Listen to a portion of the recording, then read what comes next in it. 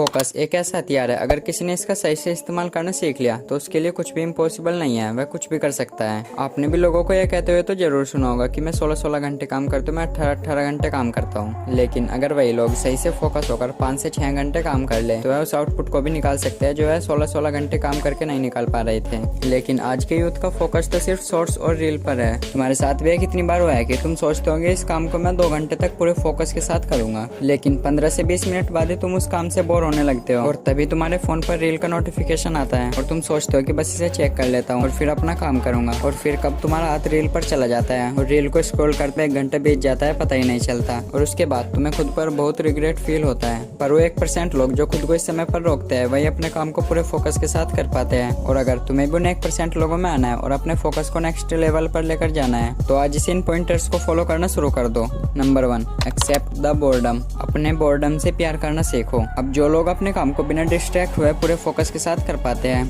तुम्हें क्या लगता है उन्हें डिस्ट्रैक्शन नहीं आते? डिस्ट्रैक्शन उन्हें भी आते हैं, लेकिन वे अपने डिस्ट्रैक्शन को एज अ ऑब्जर्वर देखते हैं। अब मान लो कि एक बंदा है, वह अपने काम को करने के लिए बैठता है और 15 से 20 मिनट बाद उसके ब्रेन में सडनली एक थॉट आता है, मैंने सुबह इंस्टाग्राम पर एक पोस्ट डाला था, उसे चेक कर लेता हूँ। लेकिन वह उसे एकदम चेक करने नहीं जाएगा, वह उस डिस्ट्रैक्शन को एज अ ऑब्जर्वर देखेगा और उसे अच्छे तरीके से ऑब्जर्व करेगा और जाने देगा। और अगर तुम्हें भी ऐसे डिस्ट्रैक्शन आते हैं तो तुम्हें भी उन्हें एज अ ऑब्जर्वर देखना है और उन्हें सही से ऑब्जर्व करना है और जाने देना है। और अगर तुमने यह काम सही तरीके से कर लिया, कोई भी डिस्ट्रैक्शन तुम्हें अपने काम से नहीं ला पाएगा। Number 2, set some curfew hour. तुम्हें अपने दिन में 3 घंटे ऐसे निकालने हैं जहाँ पर तुम केवल अपने गोल पर काम कर सको। इन 3 घंटों में तुम्हें ना कहीं पर जाना है, ना किसी से मिलना है और ना ही फोन को छेड़ना है। इन 3 घंटों में खुद को एक कमरे में बंद कर लो, खुद को 3 गोल दो और पूरे फोकस के साथ उन पर काम करो।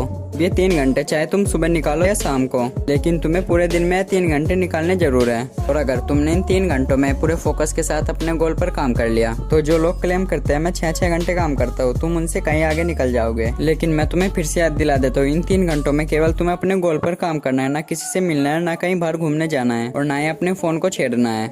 Number 3, clear your why. अपने वाई को क्लियर रखो। जब तक तुम्हारा वाई ही क्लियर नहीं होगा तब तक तुम अपने काम को पूरे पोटेंशियल के साथ कर ही नहीं पाओगे। तुम जिस भी काम को करते हो एक बार रुको और खुद से सवाल करो, आखिर मैं इस काम को कर क्यों रहा हूँ। अगर तुम एक स्टूडेंट हो तो एक बार रुको और खुद से सवाल करो, आखिर मैं पढ़ क्यों रहा हूँ। और अगर तुमने एक बार अपना वाई क्लियर कर लिया तो तुम्हें किसी भी मोटिवेशन की जरूरत नहीं पड़ेगी। और अगर तुमने अपने वाई को किसी बड़े गोल के साथ जोड़ लिया है, जैसे अगर मैं तुमसे पूछूं तुम्हें पढ़ना क्यों है, तो तुम में से कुछ लोग बोलेंगे मुझे ये एग्जाम क्रैक करना है, मुझे ये जॉब पानी है एंड मुझे नाम, पैसा और फेम कमाना है। और अगर तुमने भी अपने वाई को किसी बड़े गोल के साथ जोड़ लिया है तो तुम अपने काम से डिस्ट्रैक्ट ही नहीं हो पाओगे। Number 4, colour word. तुम्हें स्क्रीन पर कुछ वर्ड आते हुए दिखाई देंगे अलग अलग कलर में, तुम्हें उन वर्ड को इग्नोर करना है और कलर को बोलना है। देखते हैं तुम 10 सेकंड में कितने कलर को बोल पाते हो।